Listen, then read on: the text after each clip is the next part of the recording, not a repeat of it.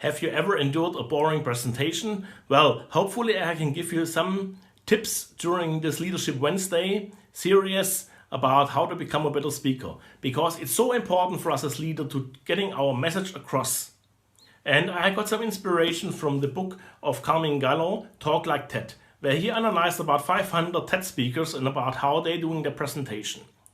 Actually, the idea of public speaking is not new. It goes back to the ancient Greeks, and they have analyzed content in a way where it can be memorable for the people from the audience listening to you.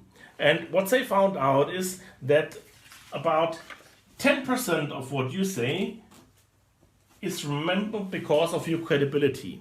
Yeah, that's your online presence on social media. It's the company you represent. People will come much more likely to a speech because you're coming, let's say, from a great company like Amazon, like Google, like Facebook, and listening to you instead of a small and medium-sized enterprise. Yeah, so about 10% is because of your credibility. The number two is the people will remember the logics, the logos. That's the logic and the data. That's about 25% of your speech will be remembered because of that. Yeah, that's the facts and figures, what you present. And the remaining 65% is from pathos, the emotions. That's about how you present and the way you present the truth and the things what you want to share. The biggest mistake what I found is that a lot of people, especially in the technology area, they concentrating too much on the logos, on the logic and the data. Yeah, and they're trying to putting their charts from the top left to the bottom right, full of charts, of facts, of figures, and they're completely ignoring the emotions. So they're ignoring 65% of what people remembering.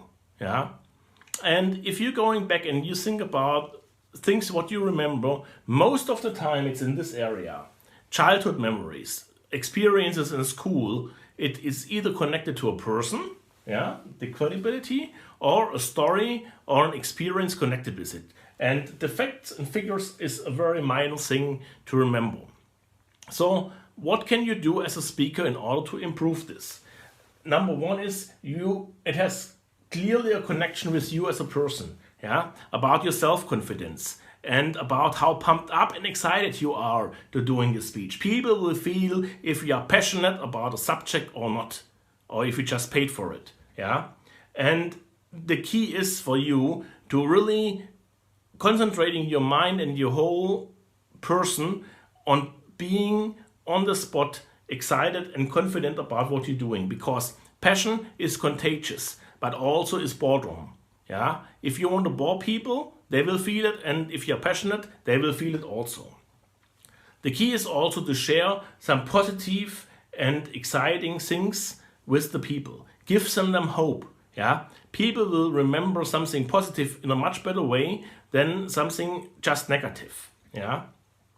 So what can you do in the area of emotions? The key is to have a conversation type with the people. Just think about it, sitting in your living room, you have your favorite drink with you, you have a bonfire on, and you're enjoying yourself, and then you have a conversation about things of life. That is something, the atmosphere, what you want to create with your audience. Yeah.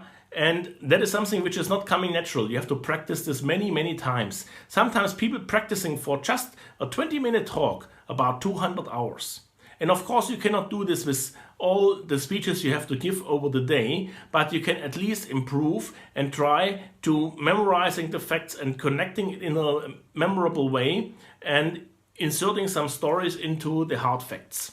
For example, you can use personal stories. Yeah, that's also a vulnerable part, because you're making yourself open, and that gives people also a platform to attack you. But on the other hand, people will relate to the personal stories, especially when you're admitting some failures and some misfortunes what you had, because every one of us has. And we can relate to the speaker as a human being much better.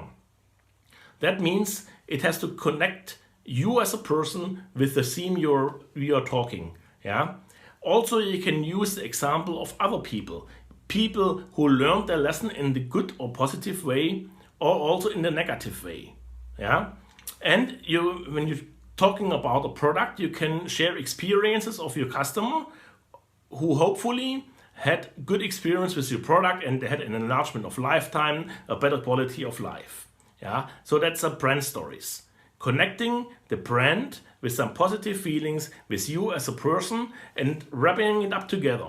Yeah, spending about 65% of your time with the emotions, with the stories, and then underline the stories with the logic and the data and your personal credibility. I hope this was helpful. I leave a link below to the book and also watch the outro of my video. Thank you very much and I see you next week.